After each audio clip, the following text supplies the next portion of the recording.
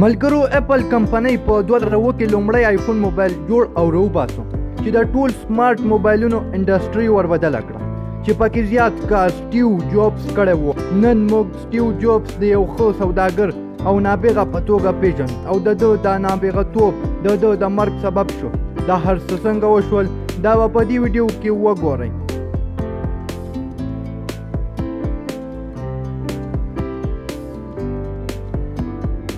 ملګرو سټیو جوبز 4 فروری 1955 کال کې د امریکا په سن فرانسیسکو کې پیدا شو.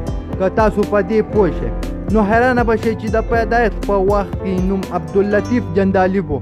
د پلار نوم عبدالفتاح جندالي و چې د سوریې هیواد څخه و چې د مور نوم جوران شیبل یوه سویس جرمن ښځه وه. د دې دواړو ملاقات په یوه پوهنتون کې شوی و چې د دوی دواړو یو له بل خوښ شول او د سټیو جوبز مور د واده نه مخکې امیدواره شوه. دوی د دې خپل بچي نه ځان ژغورل غوښتل خو په هغه وخت کې په امریکا کې د ماشوم په لرې کولو بندیز و ځکه د دوی په غوښتلو هم داسې ونه شول. بیا دوی پریکړه وکړه چې د پیدا کېدو وروسته به یوې ښې کورنۍ ته ورکړي چې وساتي او د پیدا کېدو نه وروسته یې دی په سن فرانسیسکو کې اوسیدونکو پاول جوبز او میرمنې کلارا جوبز ته یې ورکړ او د پیدا کېدو نه لږ وخت وروسته یې خپل مور او پلار واده هم وکړ او بیا یې یوه لور مونا سیمسون یعنی سټیو خور پیدا شوه چې اوس د امریکا یوه مشهوره او ښه ناول لیکونکې ده. ملګرو مونا او سټیو به همیشه یو بل ته نږدې ول خو سټیو خپلو اصلي مور او پلار سره هیڅ اړیکه نه ساتله.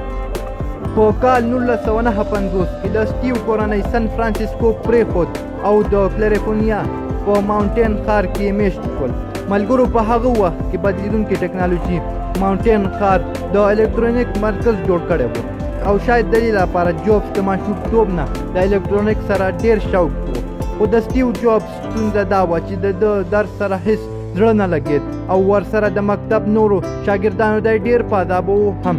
او بیا یو څه وخت وروسته د کورنۍ لوس الټاس ته لاړه او بیا یې مکتب هم بدل شو او په دې مکتب کې د یو نوي ملګري دی د وزنیاک په نوم یو هلک ته بوتو چې یو څو کاله مخکې د همدې مکتب څخه فارغ شوی و. داسې ده چې د سټیو په شان د وزنیاک هم الکترونیک سره ډېر شوق و او همداسې د دې دواړو ډېره ښه ملګرتیا شوه.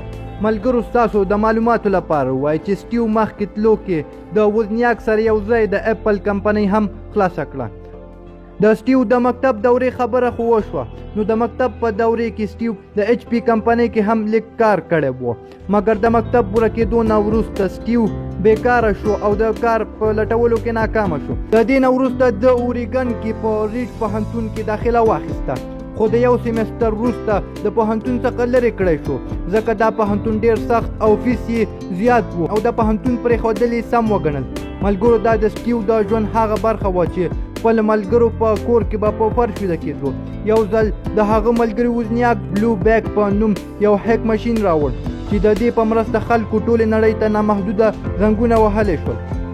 اوس خو سټیو د اول نه د الکترونیک سره مینه وه ځکه هغوی په یو څو ورځو کې د خپل ملګري وزنیاک سره یو ځای یې نور هم د بلو بیک ډېر ماشینونه جوړ کړل او خرڅول یې شروع کړل.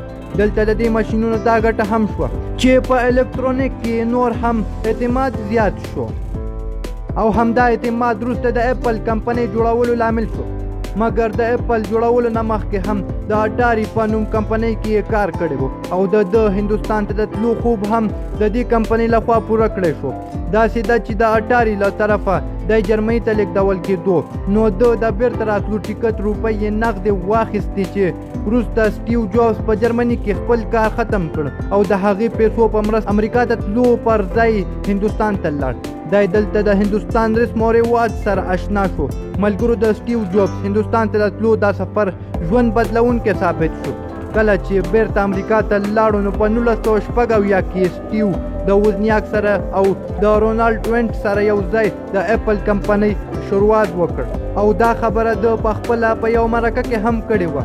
دوی تر ټولو مخکې دا کمپیوټر اپل 1 جوړ کړ. دا کمپیوټر د اوسنۍ کمپیوټرونو څخه ډیر جلا و. په دې کې نه کیبورډ او نه کوم سکرین و. په هغه وخت کې د ټکنالوژۍ کار وودنیا او سټیو به په ټلیفون د خپلې کمپنۍ لپاره پیرودونکي لټول او بیا بل کال دوی اپل 2 جوړ کړ چې دا یو شخصي کمپیوټر و او 3 کاله وروسته د اپل دکانداري $113 میلیونه ته ورسېده ځکه چې اپل 2 ډیر کامیاب شو. همداسې د کمپنۍ ډیر تولیدات ناکامه هم شول چې پکې اپل 3 او لیسا په نوم کمپیوټرونه هم شامل ول.